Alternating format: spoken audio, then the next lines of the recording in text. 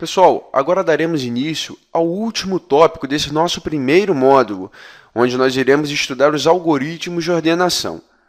Aqui nós iremos abordar suas principais características que são relevantes para estarmos resolvendo as questões de concurso. Os algoritmos de ordenação são de fundamental importância na ciência da computação.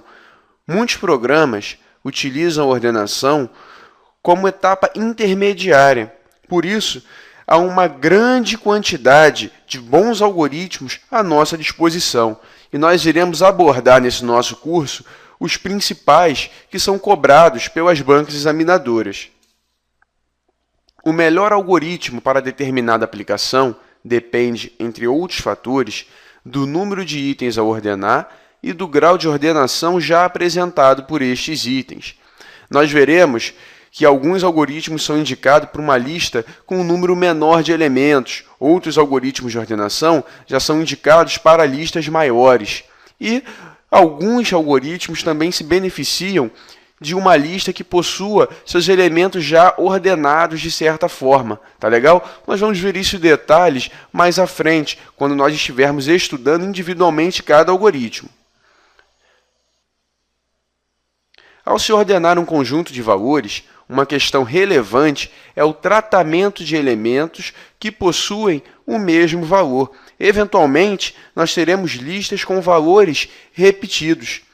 E um algoritmo de ordenação vai ser considerado estável se ele não altera a posição relativa de elementos que têm o mesmo valor.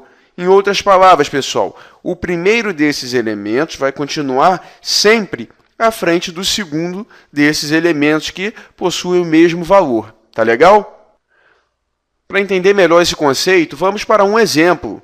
Considerando um vetor desordenado com os elementos abaixo, onde nós temos ali os valores 44, 55, 22, 66, 77, 33, 11. Reparem novamente o valor 22 e, por último, o valor 88.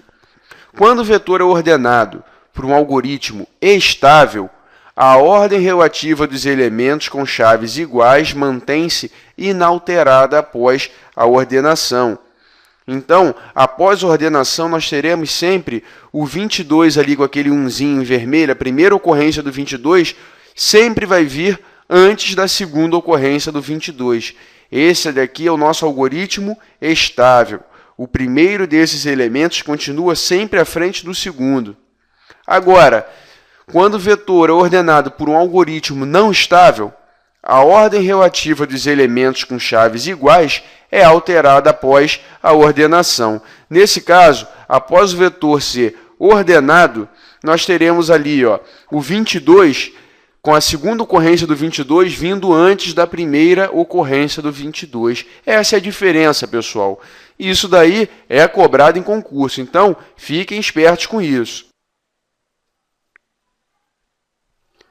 O primeiro algoritmo de ordenação que nós iremos estudar é o Selection Sort.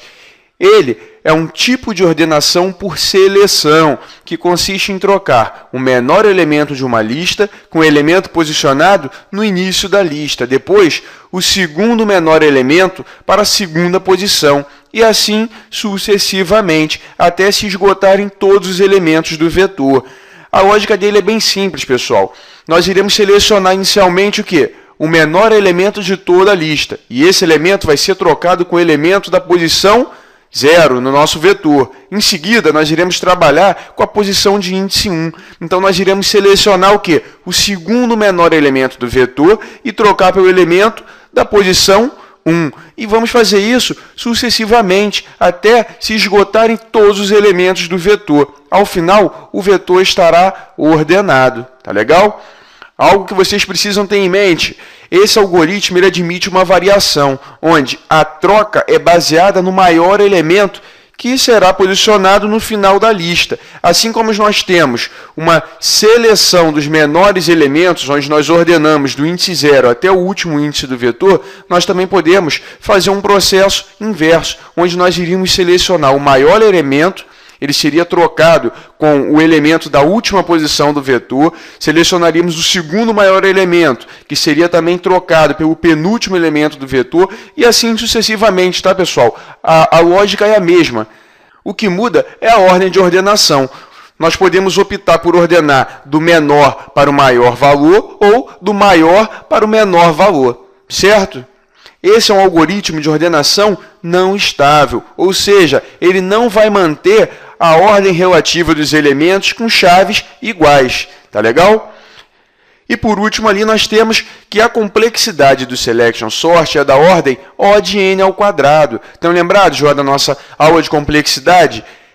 N ao quadrado, essa função aqui, ela é caracterizada por quê? Por loops aninhados. Vocês vão ver na implementação do selection sort, vai ficar claro para vocês que ele possui dois loops fora ali que estão aninhados. E isso daí caracteriza o quê? Uma complexidade da ordem n ao quadrado. Agora nós iremos analisar a implementação do selection sort. Na linha 1, nós temos ali como parâmetro de entrada os valores, que está representando que uma lista de inteiros, um array de inteiros. Na linha número 2, nós temos uma variável local menor valor. O objetivo dessa variável é armazenar o índice que possui a menor chave. Tá legal? Na linha número 4, nós temos ali um loop for. Esse loop vai percorrer desde a posição 0 até a última posição do vetor, todos os seus valores. Na linha número 5, nós vamos de cara atribuir o índice corrente desse loop, tá? Esse índice corrente vai ser atribuído à variável local menor valor. Aqui nós estamos indicando que de cara o menor valor é o do índice corrente, beleza? Na linha número 7, nós temos um loop aninhado. Aqui nós iremos fazer o seguinte, pessoal, nós iremos percorrer da posição do índice mais 1, ou seja, se nós estamos na posição no loop externo, na posição 0, no loop interno nós vamos começar da posição 1. Se no loop externo nós estivermos na posição 5, no loop interno nós vamos começar da posição 6. É sempre daquele elemento mais 1, ou seja, do próximo elemento até o final. O objetivo aqui desse loop aninhado é estar verificando se existe algum valor menor do que o valor corrente dali para frente. Tá legal? Então, na linha 7, nós vemos que o J vai de índice mais 1 até o final do vetor, onde na linha 8 ele vai estar verificando se o valor contido nas posições posteriores são maiores do que o valor corrente. Se for maior, pessoal, ele vai atribuir o índice ao menor valor. Então, nós vamos ter o seguinte. No loop for mais externo, eu percorro todos os elementos. No loop for mais interno, nós vamos verificar daquele elemento para frente, dali até o final, se possui algum elemento com valor inferior ao dele. E se tiver um valor inferior, na linha 13, nós vamos estar identificando isso. Nós vamos ver que o menor valor é diferente do índice que nós atribuímos na linha 5.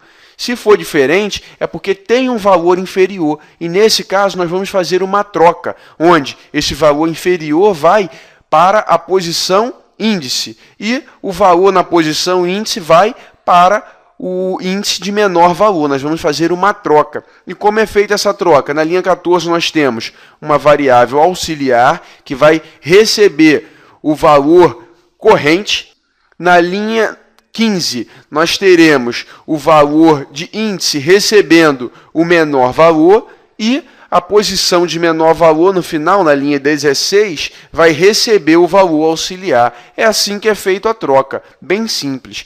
Isso daí, pessoal, vai ser feito sistematicamente, desde o primeiro elemento até o último, onde nós estaremos identificando o menor elemento e colocando na primeira posição do vetor. Estaremos identificando o segundo menor elemento e colocando na segunda posição do vetor. E assim sucessivamente. Tá legal?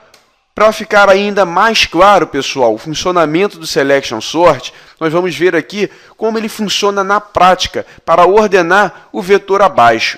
Aqui nós temos um vetor com 6 elementos, ele vai da posição 0 até a posição 5. Nós temos aqui, ó, no início da nossa primeira iteração, o índice apontando para a posição 0. Nós vimos lá que no nosso loop mais externo, nós tínhamos o índice apontando para o primeiro elemento. E nós vimos que o up mais externo vai do primeiro até o último elemento, não é verdade? A seguir, nós temos o que, pessoal? Uma variável para a gente poder identificar qual é o menor valor, o índice do menor valor. Nós vimos lá no nosso algoritmo que nós apontamos para a posição corrente. Então, de cara, nós temos que o menor valor vai estar na posição 0. Ele está afirmando que 4 seria o menor valor. No up mais interno, no up aninhado, nós vimos que nós vamos fazer o quê? Nós vamos percorrer dessa posição índice para frente e tentar identificar um elemento que seja menor. Não é verdade? Então, vamos lá. Primeira comparação, nós vamos ver se o elemento 4 é menor do que 6. É menor do que 6? É. Então, nós podemos concluir que, por enquanto, o índice do menor valor está realmente na posição 0. Se mantém. Nós vamos comparar o 4 agora com 8. 4 é menor do que 8? É. Então, de fato, continuamos com o valor 4 sendo referenciado ali como menor valor. 4 é menor do que 1? Não. Agora, reparem, posição do menor valor agora não aponta mais para a posição 0, e sim para a posição 3. Então, agora eu vou comparar esse valor que eu identifiquei como menor valor com os elementos restantes do vetor para ver se tem um valor menor ainda. Então, agora nós vamos comparar o 1 com o 5. 1 é menor do que o 5? É. Então, eu mantenho ali o índice 3 como sendo o índice do menor valor. O 1 é menor do que 2? É. E eu esgotei a minha lista ali, o meu vetor. Agora, eu faço o quê? Uma troca. Eu vou pegar o elemento que está na posição ali referenciada pelo índice, vou trocar pelo elemento que está o quê? Referenciado como menor valor. Então, eu troquei o 1 pelo 4. Observem, pessoal, o 1 é o menor elemento da lista e ele foi selecionado e colocado na primeira posição do vetor. Tá legal? Então, ele já está na sua posição final. Agora, eu tenho que trabalhar dali para frente. Então, essa foi a primeira iteração do nosso loop externo. Vamos agora dar início à nossa segunda iteração do loop externo. Ele vai agora referenciar ali o índice 1. E eu vou sistematicamente estar fazendo esse mesmo procedimento. Posição do menor valor é o do índice corrente. Então, menor valor aqui eu vou dizer que é o que está na posição 1, valor 6. Agora, no loop mais interno, eu vou fazer as comparações, onde eu vou estar verificando se existe na lista desse valor para frente algum valor inferior a 6. Então, vamos lá. Na primeira comparação da segunda iteração, nós estaremos comparando 6 com 8. 6 é menor do que 8? É. Então, a posição do menor valor continua sendo o quê? 1.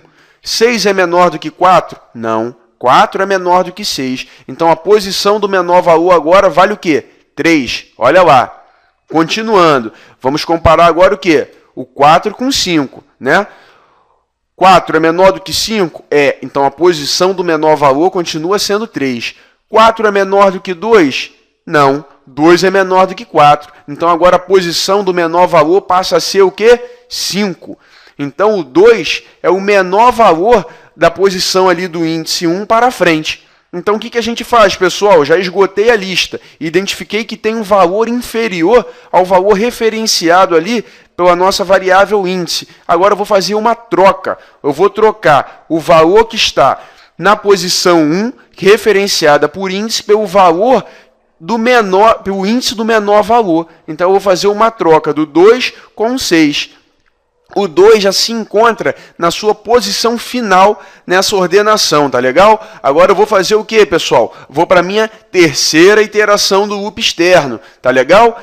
Onde, de cara, eu vou estar atribuindo o índice 2, que é o índice apontado ali pela variável índice, à variável de controle que referencia o menor valor. E vou novamente fazer comparações lá no nosso loop interno, onde nós teremos o quê? 8 menor do que 4? Não, 4 é menor. Então, eu já vou referenciar ali o índice 3 como sendo do menor valor. Novamente, 4 e 5. 4 é menor do que 5. Então, a posição do menor valor continua sendo 3. 4 é menor do que 6? 4 também é menor do que 6. Então, de fato, o valor 4 é o menor valor. Identifiquei o menor valor. Vou fazer o que agora? Uma troca. O menor valor continua sendo o índice? Não, alterou. Então agora eu faço uma troca, onde eu troco o 4 pelo 8. Tá legal? Vamos agora para a nossa quarta iteração. Nós temos ali o índice referenciando 3, então a posição do menor valor inicialmente vai ser 3. Vamos fazer a comparação. 8 é menor do que 5? Não, 8 é maior. Então a posição do menor valor agora passa a ser 4. 5 é menor do que 6? 5 é menor do que 6. Então eu continuo com a posição do menor valor referenciando 4. Alterou, pessoal, a posição do menor valor é diferente da referenciada por índice? É diferente, então eu vou trocar o que está na posição 3 pelo que está na posição 4. Vamos lá. Agora vamos para a nossa quinta iteração. Nós temos ali o índice referenciando 4. Nós sabemos que inicialmente o menor valor vai estar referenciando também o índice 4. Nós vamos verificar, o 8 é menor do que 6? Não, o 8 é maior do que 6. Então, a posição do menor valor está na posição 5. A posição 5 é diferente da posição referenciada por índice, que é 4? É, então nós novamente faremos uma troca, onde o 6 será trocado por 8. Pessoal, aqui nós temos o final da nossa última iteração. E, de fato, nós podemos visualizar que a lista está ordenada. Esse é o funcionamento do Selection Sort, tá bom, pessoal? É bem simples. Nós vimos lá no nosso primeiro slide que nós temos esse comportamento onde nós vamos selecionar o menor elemento e ir colocando ele na sua posição correta, ou nós podemos ter também um outro comportamento, onde nós vamos selecionar o maior valor. Nesse caso, nós iríamos fazer uma varredura ao contrário. Nós iríamos vir da última posição para a primeira, onde nós iríamos estar colocando o maior valor na última posição, o segundo maior valor na penúltima posição e assim por diante, tá legal? Ele admite essa variação na sua lógica.